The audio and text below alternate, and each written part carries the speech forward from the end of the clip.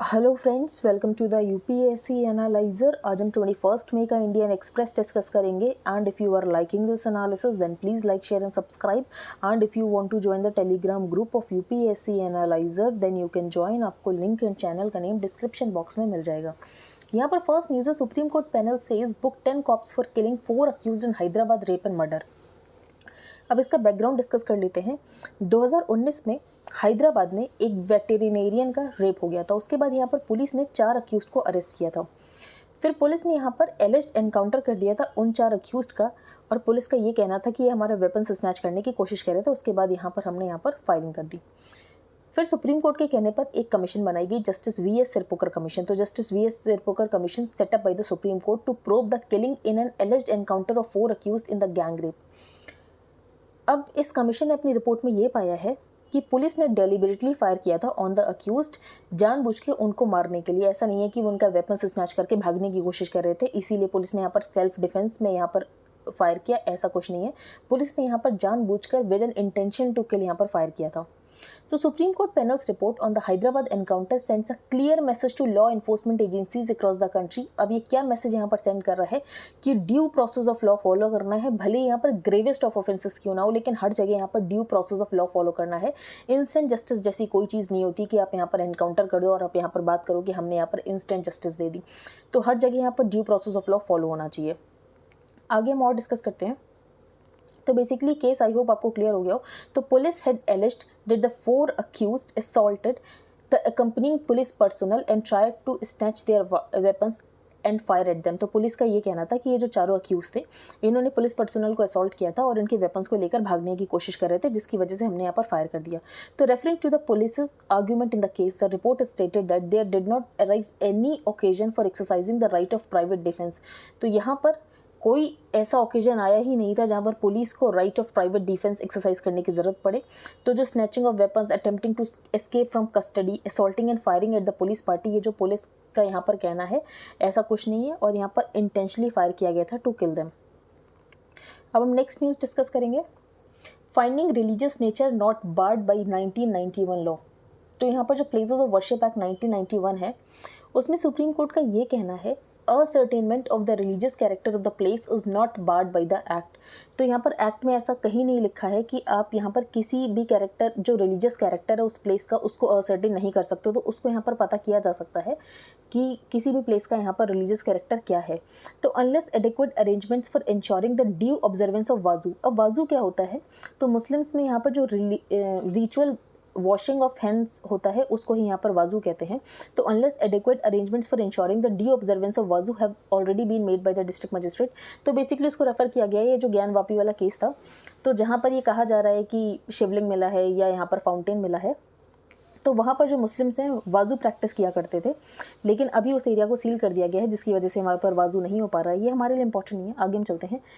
अब यहाँ पर कोर्ट का क्या कहना है, कोर्ट का ये कहना है कि कहीं फायर टेम्पल है, अगर वहाँ पर पास में क्रॉस भी मिल गया, तो suppose there is a cross in another segment of the agiary in the same complex. तो अगियारी यहाँ पर फायर टेम्पल है, तो क्या presence of an agiary makes a cross an agiary? तो ऐसा तो नहीं है, क्रॉस अलग चीज़ है, अगियारी अलग चीज़ है। तो does the presence of a cross makes the agiary a place of Christian worship? अब ये सारे क्वेश्चन है जो कि आंसर करने की ज़रूरत है।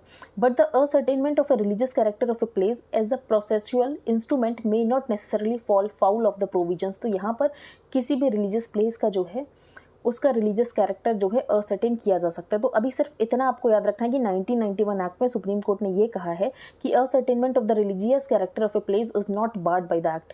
बाकी फिर यहाँ पर कोर्ट का ये कहना है कि यहाँ पर फ्रेटर्निटी मेंटेन करने की कोशिश करनी है, ब्रदरहुड मेंटेन करने की कोशिश करनी है। तो the need for fraternity is crucial in our minds as well and there is a need to balance. अब हम आगे चलते हैं, यहाँ पर कोई इंपॉर्टेंट न्यूज़ नहीं है। Robots will now help put out fires in capital. तो ये जो आपको रोबोट दिख रहा है ये फायर कंट्रोल के लिए है, और ये ऑस्ट्रिया से लिया है। दिल्ली गवर्नमेंट ने 2 रोबोट्स लिए हैं ऑन अ ट्रायल बेसिस। तो currently the government has purchase 2 robots from an Austrian firm on a trial basis. तो government has procured remote controlled fire fighting machines. अब ये आप देख सकते हैं 140 हॉर्स पावर इंजन है, 4 kilometre per hour distance it can cover. ज़्यादा important नहीं, आगे चलते हैं। यहाँ पर 2 ब्रिजेस चाइना ने बिल्ड किए हैं पेंगोंग एरिया में, और पेंगोंग एरिया के उस पार्ट में जो कि 1960 से चाइना के इलीगल ऑक्यूपेशन में है। तो confirming reports of a second bridge being built by China across the Pangong Tso in eastern Ladakh. Both these bridges are in areas that have continued to be under the illegal occupation of China since the 1960s. CUET exemption for north east Uttarakhand central universities. तो यहाँ पर central universities में admission के लिए CUET को mandatory किया गया था, लेकिन CUET से एग्जाम्पशन दिया गया है नॉर्थ ईस्ट और उत्तराखंड की सेंट्रल यूनिवर्सिटीज़ को। अब क्यों एग्जाम्पशन दिया गया है? क्योंकि यहाँ पर ये कहना है कि ऑपरेशनल डिफिकल्टीज़ होंगी एग्जाम कंडक्ट कराने में, क्योंकि जोग्राफिकल कंडीशंस ऐसी हैं, hilly terrain, far flung location, limited digital connectivity, infrastructure etcetera, जिसकी वजह से ये डिसीजन लिया गया है कि नॉर्थ ईस्ट की सेंट्रल यूनिवर्सिटीज़ और उत्तराखंड की सेंट्रल यूनिवर्सिटीज़ के लिए CUET मैंडेटरी नहीं है और पास्ट प्रैक्टिस से जैसे एडमिशन हो रहा था वहाँ पर वैसे ही एडमिशन होगा। Genome network confirms 2 cases of Omicron सब वेरिएंट BA.4। अब डिस्कवरी हुई है BA.4 और BA.5 सब वेरिएंट्स ऑफ ओमिक्रॉन की इंडिया में, लेकिन ये कोई सरप्राइज या कंसर्न का मैटर नहीं है क्योंकि साउथ अफ्रीका में बहुत पहले से है। लेकिन साउथ अफ्रीका में हमें यहाँ पर ट्रांसमिशन रेट तो ज़्यादा देखने को मिला, लेकिन यहाँ पर फेटेलिटी ज़्यादा देखने को नहीं मिली है। तो बेसिकली स्प्रेड हो सकता है तेज़ी से, लेकिन ऐसा कोई एविडेंस नहीं मिला है कि इसकी वजह से यहाँ पर ज़्यादा डेथ्स होंगी। इंडो पैसिफिक इकोनॉमिक फ्रेमवर्क, तो कल हमने डिस्कस किया था जो US है, जब यहाँ पर क्वाड की मीटिंग होगी तो US यहाँ पर इंडो पैसिफिक इकोनॉमिक फ्रेमवर्क की बात करेगा, तो लॉन्च करेगा इंडो पैसिफिक इकोनॉमिक फ्रेमवर्क। तो United states will explore with partners the development of N Indo Pacific economic framework. अब जो इंडो पैसिफिक इकोनॉमिक फ्रेमवर्क है वो यहाँ पर ट्रेड फैसिलिटेशन की बात करता है, रेजिलियंट ट्रेड की बात करता है, डीकार्बोनाइजेशन की बात करता है, सप्लाई चेन रेजिलियंस की, लेकिन ये यहाँ पर मार्केट एक्सेस इंक्लूड नहीं करता है। तो आप देख रहे हो, आप ट्रेड फैसिलिटेशन की तो बात कर रहे हो, लेकिन आप यहाँ पर मार्केट एक्सेस को इंक्लूड नहीं कर रहे हो। तो IPEF will not include market access commitments. जो ट्रंप थे, तो ट्रंप ने क्या किया था, ट्रांस पैसिफिक पार्टनरशिप से ट्रंप बाहर आ गए थे। तो उसके बाद से ही US, मतलब एक ऐसा हो गया कि US तो यहाँ पर ऑर्गेनाइजेशन से ही बाहर आ जाता है, ग्रुपिंग से ही बाहर आ जाता है। Since then there has been concerns over the absence of a credible US economic and trade strategy. तो यहाँ पर जो बाइडन है तो वो लॉन्च करेंगे IPEF। अब IPEF में प्रॉब्लम क्या है, क्या सारे कंट्रीज़ जो यहाँ पर ईस्ट एशिया की कंट्रीज़ है क्या इसको ज्वाइन करना चाहेंगे? तो प्रॉब्लम ये है कि मार्केट एक्सेस जो है उसकी गारंटी नहीं देता है। तो Biden administration is projecting IPEF as the new US vehicle for re engagement with East Asia and South East Asia. लेकिन प्रॉब्लम ये है कि यहाँ पर मार्केट एक्सेस नहीं देता है। ये बाइंडिंग ट्रेड की तो बात करता है लेकिन मार्केट एक्सेस नहीं देता है। अब इंडिया इसको ज्वाइन करेगा, तो this is an initiative of the US। We have received details of this and we are examining it. तो अभी नहीं पता कि इंडिया इसको एक्सेप्ट करेगा नहीं करेगा, इंडिया ज्वाइन करेगा नहीं करेगा, वो जब होगा तब हम डिस्कस कर लेंगे। नेक्स्ट है कृष्णा जन्मस्थान केस। कुछ इंपॉर्टेंट पॉइंट्स डिस्कस कर लेते हैं, ज़्यादा इंपॉर्टेंट ये भी नहीं है। तो Shahi Idgah mosque in Mathura was built on the orders of emperor Aurangzeb adjacent to the Krishna Janmasthal believe to the place where lord Krishna was born after demolishing a temple. तो शाही ईदगाह मॉस्क मथुरा में बनाया गया है। किसके ऑर्डर्स पर बनवाया गया था? एम्परर औरंगजेब के ऑर्डर्स पर यह बनवाया गया था। और ये प्लेस माना जाता है कि यहाँ पर जो श्री कृष्णा है उनका यहाँ पर बॉर्न हुआ था। अब what is the Mathura court rule? तो डिस्प्यूट इन्वॉल्व्स, अब डिस्प्यूट क्या है कि 13.37 जो एकड़ यहाँ पर लैंड है which the petitioners claim belongs to the deity lord Shri Krishna Virajman, तो यहाँ पर ट्रांसफर कर देना चाहिए इस लैंड को। 1968 में एक कॉम्प्रोमाइज़ भी हुआ था। ये यहाँ पर कॉम्प्रोमाइज़ की डिटेल्स है, लेकिन मुझे नहीं लगा सच कॉम्प्रोमाइज़ इंपॉर्टेंट है, तो ये हम डिस्कस नहीं करेंगे। अब who owns the land in question? तो mosque was built by Aurangzeb in 1670 on the site of an earlier temple. तो वहाँ पर पहले टेम्पल था, लेकिन औरंगजेब ने वहाँ पर मॉस्क को बनवा दिया था। Before the mosque was built, Raja Vir Singh Bundela of Orchha had also built a temple on the same premises in 1618। तो उससे पहले भी एक टेम्पल बनवाया जा चुका था उस प्लेस में by Raja Vir Singh Bundela of Orchha. Next हम डिस्कस करेंगे US baby food crisis and an old act and a new operation to address it. तो US में क्या हुआ, नेशन वाइड शॉर्टेज हो गई है बेबी फॉर्मूला फूड की। अब बेबी फॉर्मूला फूड की शॉर्टेज हो गई, तो यहाँ पर US ने एक डिसीजन ये लिया है कि ये एक ऑपरेशन फ्लाई फॉर्मूला करेंगे। अब ऑपरेशन फ्लाई फॉर्मूला में ये लोग क्या करेंगे? अब प्रॉब्लम क्या हुई थी US में, तो US में एक लेबोरेटरी है अबॉट लेबोरेटरीज। तो वो जो यहाँ पर फूड प्रोड्यूस करते थे फॉर्मूला फूड, उसको फीड करने से 1-2 बच्चों की यहाँ पर डेथ हो गई। तो Abbott laboratories in the wake of reports of babies following ill after being fed powdered formula from one of its plants. तो उसके बाद यहाँ पर जो बाइडन ने एक एक्ट को इन्वोक किया है, वो एक्ट है डिफेंस प्रोडक्शन एक्ट इनेक्टेड इन 1950। अब इस एक्ट के अंतर्गत जो प्रेसिडेंट है वो डायरेक्ट कर सकता है कंपनीज को कि आप प्रायोरिटाइज करो सप्लाइंग प्रोडक्ट्स फॉर डिफेंस, और यहाँ पर जो फॉर्मूला फूड है फॉर द बेबीज उसको यहाँ पर इंक्लूड कर लिया गया है। नेक्स्ट हम डिस्कस करेंगे GST and federalism, what the Supreme court has ruled. Supreme court ने ये रूल किया है, बस आपको यहाँ पर रूलिंग पता होनी चाहिए, जो जीएसटी काउंसिल की रिकमेंडेशंस है वो बाइंडिंग नहीं होती on the centre and the states. तो GST council only have persuasive value and are not binding on the centre and the state. तो जीएसटी की यहाँ पर जो रिकमेंडेशंस होती हैं वो बाइंडिंग नहीं होती on the centre and state. अब केस क्या था, तो केस ये था कि गुजरात हाई कोर्ट ने जो इंटीग्रेटेड जीएसटी लेवाई किया जाता था on the component of ocean freight, तो इसको यहाँ पर कॉश कर दिया। कोर्ट का ये कहना था कि आप इंटीग्रेटेड जीएसटी नहीं लगा सकते on the component of ocean freight, क्योंकि इसकी वजह से यहाँ पर डबल टैक्सेशन हो जाएगा। अब डबल टैक्सेशन कैसे हो जाएगा, तो Mohit minerals had filed a writ petition before the High Court challenging notifications levying IGST on the ground that custom duty is levied on the component of ocean freight। तो custom duty यहाँ पर लग रही है और उसके बाद IGST भी आप लगा दो, तो जिसकी वजह से यहाँ पर डबल टैक्सेशन हो जाएगा, जिसके बाद यहाँ पर गुजरात हाई कोर्ट ने कॉश कर दिया था कि IGST इसके ऊपर लेवाई नहीं कर सकते हो ओशन फ्रेट कंपोनेंट के ऊपर। अब SC on federal structure, supreme court का फेडरल स्ट्रक्चर पर ये कहना है, जो कि हमने कल भी डिस्कस किया था, कि it is not imperative that one of the federal units must always possess a higher share of power over the other units. और आर्टिकल 246A ये कहता है कि both parliament and state legislature के पास साइमल्टेनियस पावर है to legislate on GST.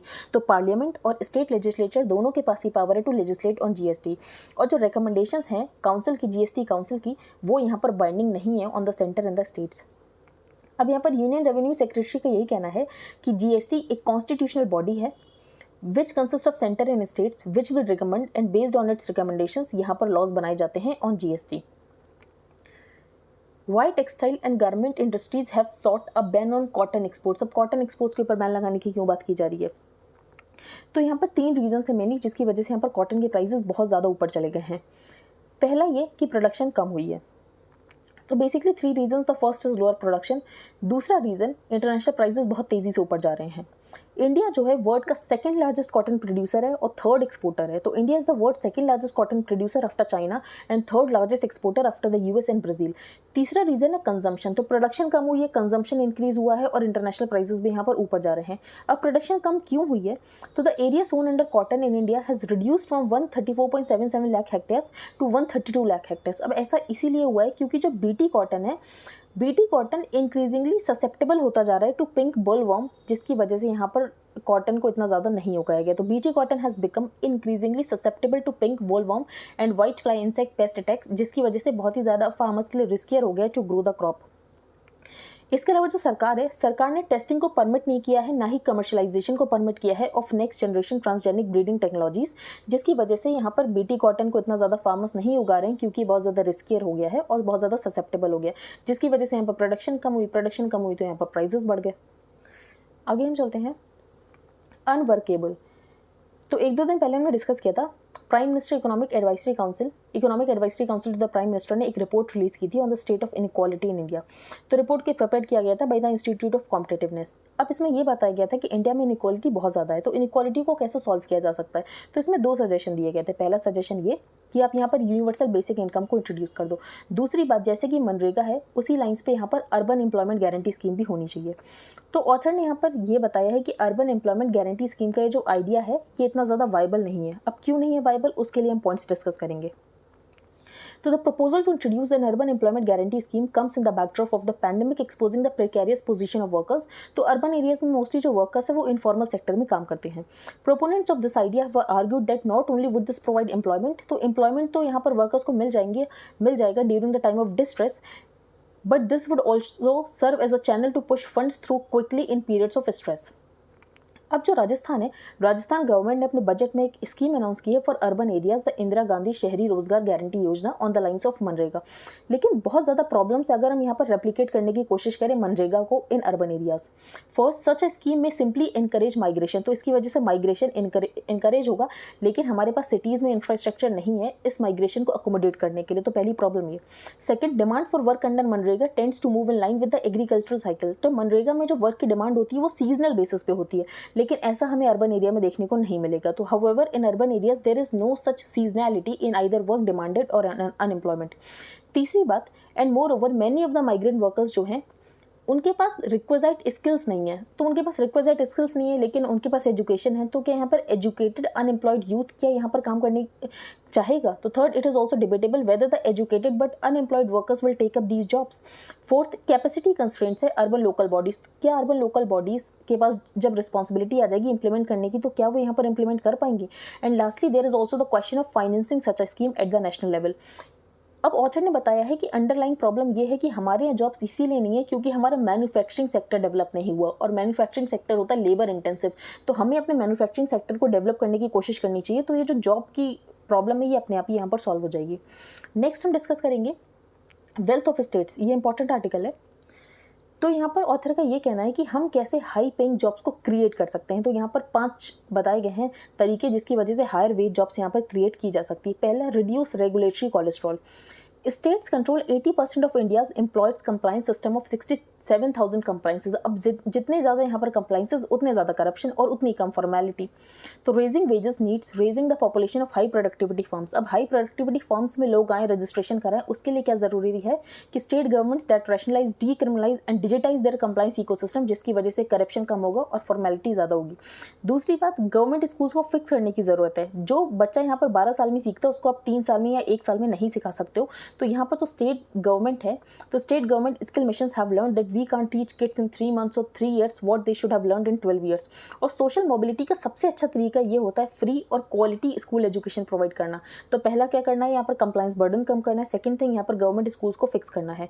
तीसरी बात, एजुकेशन और एम्प्लॉयबिलिटी को कन्वर्ट करना। फॉर एग्जांपल बहुत सारे इंजीनियर्स हैं जो कि यहाँ पर इंजीनियरिंग तो कर लेते हैं लेकिन उनको जॉब्स नहीं मिल पाती हैं। क्यों नहीं मिल पाती हैं? क्योंकि उनके पास रिक्विजाइट स्किल्स नहीं है। तो state governments have often extended and reinforced India's traditional walls between degrees and skills. तो डिग्री लेना इंपॉर्टेंट नहीं है, डिग्री के साथ साथ आपके पास स्किल्स भी होनी चाहिए। तो state should set up skill universities that create qualification modularity. Devolve money and power. तो यहाँ पर सिटीज़ को ड्राइव करने के लिए, सिटीज़ सबसे ज़्यादा यहाँ पर जॉब क्रिएशन को ड्राइव करते हैं, तो सिटीज़ डेवलप हों उस लेवल के, तो उसके लिए यहाँ पर जो स्टेट गवर्नमेंट्स उसको यहाँ पर मनी और पावर को डिवॉल्व करने की ज़रूरत है। फॉर एग्जांपल यहाँ पर जो न्यूयॉर्क सिटी का जीडीपी है वो पूरे रशिया की जीडीपी से ज़्यादा है। तो cities drive productive job creation, New York city's GDP is higher than Russia's. तो यहाँ पर हमें सिटीज़ डेवलप करने हैं, प्लान सिटीज़ डेवलप करने हैं, अनप्लान सिटीज़ डेवलप ना हो। इसके बाद सिविल सर्विसेज रिफॉर्म्स। तो infrastructure of opportunity needs better government schools, primary health care, policing. तो इसके लिए यहाँ पर हमें सिविल सर्विसेज रिफॉर्म करने की ज़रूरत है ताकि यहाँ पर गवर्नेंस अच्छा हो सके। नेक्स्ट अब चलते हैं, ये हम डिस्कस नहीं करेंगे। ये जो आर्टिकल है मैरिटल रेप पर है, बहुत बार डिस्कस कर चुके हैं, एक बार हम कुछ इंपॉर्टेंट पॉइंट्स देख लेते हैं। तो sexual intercourse by a man with his own adult wife is not rape, ये सेक्शन 375 का एक्सेप्शन 2 है और इसको ही यहाँ पर मैरिटल रेप कहा जाता है। अब यहाँ पर स्प्लिट वर्डिक्ट आया है दिल्ली कोर्ट का, दिल्ली हाई कोर्ट का स्प्लिट वर्डिक्ट था। अब स्प्लिट वर्डिक्ट की वजह से यहाँ पर स्टेलमेट हो गया। अब ये जो केस है ये यहाँ पर जाएगा सुप्रीम कोर्ट में। तो बोथ जजेस felt that the sexual autonomy of women can't be compromised, both found the idea of forcing the wife to have sex aberrant. लेकिन डिफर्ड वो इस व्यू पर हुए कि non consensual sex between a man and a women would be rape. तो इसके बारे में यहाँ पर डिस्कशन की बात है। अब यहाँ पर सुप्रीम कोर्ट में मैटर जाएगा, फिर डिस्कस होगा। तो बोथ जजेस spoke about the difference in treatment between married and unmarried women, कि अगर आप मैरिड और अनमैरिड वुमेन को अलग तरीके से ट्रीट करोगे तो बेसिकली ये यहाँ पर आर्टिकल 14 को वॉयलेट करता है। फिर यहाँ पर जो इंटीग्रल पार्ट है of the right to personal liberty वो ये है माई बॉडी माई राइट। तो my body my right women के लिए, मैरिड वुमेन के लिए भी उतना ही एप्लीकेबल है। फिर यहाँ पर बात की गई कि इंस्टीट्यूशन ऑफ मैरिज को प्रिजर्व करने की ज़रूरत है। तो preservation of the institution of marriage has been used in the past to turn a blind eye to violations of women's right in the private sphere. फिर यहाँ पर यह बताया गया कि कोई भी इंटरेस्ट नहीं है उस मैरिज को सेव करने का जो कि यहाँ पर ट्रेनिकल बन चुकी हो। फिर नेशनल फैमिली हेल्थ सर्वे के डेटा से हमें ये पता चला है जो मैरिड वुमेन है वो यहाँ पर सेक्सुअल वॉयलेंस फेस करती हैं लार्ज नंबर्स, और 17 टाइम्स मोर लाइकली जो सेक्सुअल वॉयलेंस फेस किया गया है वो अपने हस्बैंड्स के द्वारा ही फेस किया गया है रादर देन फ्रॉम आउटसाइडर्स। तो they are 17 times more likely to face sexual violence from their husbands rather than from outsiders. अगर मैरिटल रेप को आप रेप कंसिडर नहीं करोगे तो वाइफ के पास क्या रेमेडी, आप ये बोल सकते हो डोमेस्टिक वायलेंस एक्ट में यहाँ पर रेमेडी है, लेकिन रेप को कॉल आउट करना चाहिए फॉर रेप, ये यहाँ पर ऑथर का कहना है। तो importance of challenging the marital rape exception can't be down played, now that an argument to scrap the exception has been raised। तो मैटर ऑफ टाइम है जब यहाँ पर we can call a spade and rapist a rapist. तो ये जब marital rape exception को देखते हैं सुप्रीम कोर्ट का क्या जजमेंट आता है। अब हम आगे चलते हैं अवॉइडेबल गैम्बिट। 1962 में क्यूबन मिसाइल क्राइसिस हुई थी। बेसिकली वर्ल्ड वॉर 3 के हम वर्ड्स पर ही थे, बस हुआ नहीं। तो क्यूबन मिसाइल क्राइसिस में क्या हुआ था, जो रशिया है, रशिया ने अपनी यहाँ पर मिसाइल्स क्यूबा में रख दी थी इन रिटर्न। फिर यहाँ पर जो यूएस है, यूएस यहाँ पर इन्वेट करने की कोशिश कर रहा था, लेकिन फिर बाद में यूएस और जो यहाँ पर रशिया है उसके बीच में एक समझौता हो गया कि जो यूएस है वो इन्वेड नहीं करेगा क्यूबा को, और जो यूएस है वो अपनी न्यूक्लियर आर्म्ड मिसाइल्स को टर्की में जो इंस्टॉल है वो वापस बुला लेगा, और जिसकी वजह से यहाँ पर जो सोवियत है वो भी यहाँ पर रशिया से क्यूबा से अपनी मिसाइल्स को वापस ले लेगा। तो in return the US promise not to invade the island nation and quietly withdrew the nuclear armed missiles that it had installed in Turkey. तो बेसिकली यूएस ने अपनी जो न्यूक्लियर मिसाइल्स हैं वो टर्की में इंस्टॉल कर रखी थी, जो सोवियत यूनियन है उसने यहाँ पर क्यूबा में कर रखी थी। फिर यहाँ पर जो यूएस है उसने यहाँ पर डिसाइड किया कि हम क्यूबा को इन्वेड करेंगे, लेकिन फिर ऐसा कुछ हुआ नहीं, सब कुछ ठीक हो गया। अब ऑथर ने बताया ये सिमिलर सिचुएशन हमें अभी देखने को मिल रही है रशिया यूक्रेन क्राइसिस में। तो Putin's warning that if any nation tries to hinder Russia or threaten it, जो कि यहाँ पर वेस्टर्न नेशंस कर रहे हैं, तो Moscow's response will be immediate leading to consequences, जिसकी वजह से यहाँ पर बहुत ज़्यादा प्रॉब्लम्स क्रिएट हो सकती है। जैसे कि पुतिन ने ऐसा बोला कि हमने अपने न्यूक्लियर फोर्सेस को स्पेशल कॉम्बैट रेडीनेस पर लगा दिया है। तो it appears that US is intent on delivering Russia on the same blow it landed on it's प्रेडेसेसर। अब रशिया ने यूएसएसआर को, जब यहाँ पर यूएसएसआर ने, सोवियत यूनियन ने इंटरवीन किया था अफगानिस्तान में 1979 में, तो यूएस को बहुत ज़्यादा साइडलाइन करने की कोशिश की, यूएस ने बहुत ज़्यादा साइडलाइन करने की कोशिश की थी रशिया को, और वही पॉलिसी हमें आज देखने को मिल रही है यूएस की। लेकिन हो सकता है कि रशिया को अगर आप इतना ज़्यादा आइसोलेट करोगे तो रशिया जो है इसकी वजह से अटैक कर दे। तो US, Canada, Australia, France, Netherlands and host of other nations are shipping large quantities of sophisticated and heavy weapons. तो वेस्टर्न कंट्रीज क्या करें, वेस्टर्न कंट्रीज यहाँ पर वेपन्स को सप्लाई कर रहे हैं टू द यूक्रेन। तो in addition they are providing real time intelligence, इसके अलावा वेपन्स भी सप्लाई कर रहे हो, आप इंटेलिजेंस भी दे रहे हो। तो हो सकता है कि यहाँ पर जो रशिया है, रशिया को समझ ना आए कि क्या करना चाहिए, और रशिया अगर खुद को हारते हुए देखे, अपने पर्पस को डिफीट होते हुए देखे, तो रशिया यहाँ पर अटैक कर सकता है। तो George W Bush justified the invasion of Iraq in 2003, asserting that it has the right of preemptive military action and declared। जब यहाँ पर यूएसए के पास राइट है इराक में कि आप प्रीएम्प्टिव मिलिट्री एक्शन ले सकते हो, तो यहाँ पर फिर रशिया का भी राइट आप कंसिडर कर सकते हो, अगर यूएस ये अपना राइट कंसिडर कर सकता है। फिर यूएस ने क्या किया था, आपको पता होगा कि सेकेंड वर्ल्ड वॉर में यूएस ने न्यूक्लियर बॉम्ब्स ड्रॉप कर दिए थे on Hiroshima and Nagasaki in Japan. अब यूएस ने इसको जस्टिफाई किया, तो वैसे ही यहाँ पर सोवियत यूनियन अगर ऐसा कुछ करता था, या रशिया आज का ऐसा कुछ करता है, तो रशिया उसको भी जस्टिफाई कर सकता है। तो many have got Putin wrong many times. अब जैसे यहाँ पर नेटो को ये लगता था कि पुतिन यहाँ पर इन्वेट तो नहीं करेगा यूक्रेन में, लेकिन पुतिन ने इन्वेट किया यूक्रेन में। तो बेसिकली आप यहाँ पर नहीं जान सकते कि पुतिन का नेक्स्ट स्टेप क्या हो सकता है, तो ऐसे में आपको यहाँ पर रिस्क नहीं लेना चाहिए, ये ऑथर का व्यू पॉइंट है। RBI surplus transfer to government fall 69% to 30,000 crore. RBI को सरप्लस ट्रांसफर करना पड़ता है is the excess of income over expenditure. तो जो भी यहाँ पर ज़्यादा इनकम हुई है ओवर एक्सपेंडिचर, वो यहाँ पर ट्रांसफर करना पड़ती है टू द गवर्नमेंट। तो RBI's contribution to the government finances has fallen steeply with the board of the central bank approving a surplus transfer of rupees 30,000 crore. और इससे पहले कितना था, तो 99,126 करोड़ था, और इस बार सिर्फ 30,000 करोड़ हुआ है, अभी कम हुआ है। लेकिन इस बार गवर्नमेंट का टारगेट क्या था, गवर्नमेंट का टारगेट था 74,000 crore as dividend surplus from the RBI, PSBs and other public financial institutions. लेकिन यहाँ पर सिर्फ 30,000 आरबीआई से मिला है। तो बेसिकली यहाँ पर गवर्नमेंट कोशिश करेगी कि पीएसबीज का ज़्यादा प्रॉफिट यहाँ पर इस बार गवर्नमेंट को मिल पाए। अगर ऐसा नहीं हुआ तो क्या होगा, स्लिपेज हो जाएगा। स्लिपेज का मतलब ये होता है कि टारगेट्स अचीव नहीं हो पाएंगे। जैसे कि गवर्नमेंट ने यहाँ पर टारगेट लगाया है कि 74,000 करोड़ हमें चाहिए as dividend surplus from the RBI, PSBs and other financial institutions. RBI board ने डिसाइड किया है कि कंटिजेंसी रिस्क बफर जो है हम यहाँ पर 5.5% पर रखेंगे, और उसके बाद जो भी यहाँ पर बचा 30,000 करोड़ वो यहाँ पर दे दिया सरकार को। अब सेंट्रल बैंक की इनकम कहाँ से आती है, तो आरबीआई की इनकम आती है जो भी यहाँ पर रिटर्न्स मिलता है on it's foreign currency assets, इसके अलावा bonds, treasury bills of other central bank और टॉप रेटेड सिक्योरिटी से जो होता है वो यहाँ पर इनकम होती है। अब कुछ ईयर्स पहले एक यहाँ पर टसल हो गई थी between the government and the RBI. उस समय उर्जित पटेल आरबीआई के गवर्नर थे कि सेंटर का ये कहना था कि हमें 3.6 लाख करोड़ जो है ट्रांसफ़र करो एज अ सरप्लस। लेकिन उर्जित पटेल का ये कहना था कि 3.6 लाख करोड़ तो नहीं ट्रांसफ़र कर सकते। तो उसके बाद यहाँ पर एक इकोनॉमिक कैपिटल फ्रेमवर्क कमेटी बनाई गई थी अंडर बिमल जालान। फिर यहाँ पर डिसाइड किया गया था कि कितना यहाँ पर ट्रांसफ़र करना चाहिए। आगे हम चलते हैं। Donbas turn into hello. अब डॉनबास कौन सा रीजन है, तो डोनेट्स्क और लुहांस्क वाला जो यूक्रेन का पार्ट है उसको यहाँ पर डॉनबास कहते हैं। अब रशिया ने यहाँ पर डिसाइड किया कि रशिया यहाँ पर फिनलैंड को नेचुरल गैस सप्लाई नहीं करेगा अगर फिनलैंड यहाँ पर रूबल्स में पेमेंट नहीं करता है। डॉनबास रीजन कौन सा है, तो लुहांस्क का रीजन को इंक्लूड करता है और डोनेट्स्क प्रोविंस को इंक्लूड करता है, और ये यहाँ पर जो है ये डॉनबास वाला रीजन है।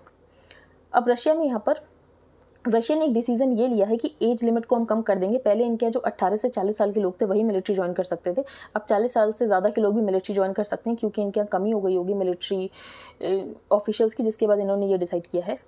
अब हम आगे चलते हैं।